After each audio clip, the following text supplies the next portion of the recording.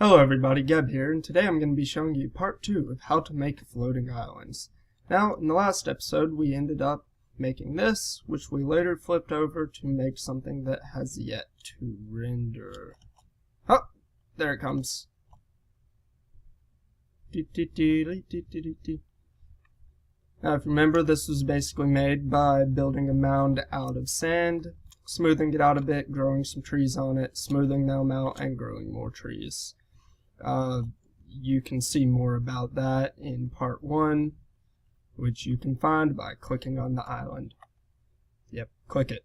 Click it. Okay. Now, as you might have noticed, the top of the island is flat, which could be useful, but ultimately is pretty boring. So how we're going to take care of this is we're going to use our sword, which, just like last time, is going to be set as a brush in the sphere shape made out of sand with a radius of 4 and with a mask of air. Alright, and to do that, we're just going to go ahead and right click a few times on top of it and start to make the general shape we want. It's pretty much the same process as making the base for the island, except now you're on top of it. Pretty simple. So you generally just want to try and cover the entire island. Maybe one side you want to have a really drastic cliff, so how you're going to do that is you're just going to keep building up on it. And you'll end up with a cliff just like that. Middle, just have it kind of a hill that builds up to that one side. It helps if I click the right button. And then over here you have this kind of by itself thing, so let's go ahead and make it a bit of a tower.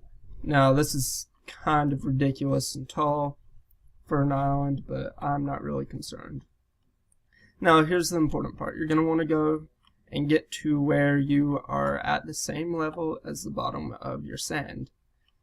And you're going to back up away from the island just like you did before, and you're going to set that as position 1 by typing / position 1. Then you're going to go up and across to above the top of the island and on the other side, and you're going to set that as position 2. Now the reason you're doing this is because if you have, for this next step, if you have it below the line of your island, below the line where the sand stops and the stone begins, you're going to end up with weird droopy stuff on the side that just isn't pretty. Now you're just going to do your smooth command, / smooth. I'm going to give it 3 iterations, that should do it. And you end up with this. Alright. Now, of course, if you're trying for a cliff like we were, you're going to have to do a little bit of touch-up work here, but that's not that big of a deal. You can come in, and generally, if you aren't doing much here, it's not going to need much to keep it from looking like you used a brush. So I'm just going to go ahead and do that. And now we have our floating island. Now that we have the top of our floating island, we're going to go ahead and change it all to stone. So we're going to replace sand, stone, and you end up with a massive block of stone like you see here in the general shape of floating island. You also see a nice outline of it below it made out of sand, which might be kind of cool. It's a good idea to look at that because you can see spaces like right here where it seems you might have a hole in the bottom of your island. So you might want to look around in there and see if there's holes like this. This one's not that big of a deal because it doesn't go through, but I'm going to go ahead and fill it in a bit anyway. Alright. Now that we've done that, we got it filled in, we make sure we don't have any holes going through our island where we don't want them. We're going to naturalize it, and what this does is it replaces the top 4 layers of the island with dirt and grass. So / naturalize, and you've now grown grass on it. Alright, Now that you've naturalized your island, you're well on the way to having a nice basic floating island.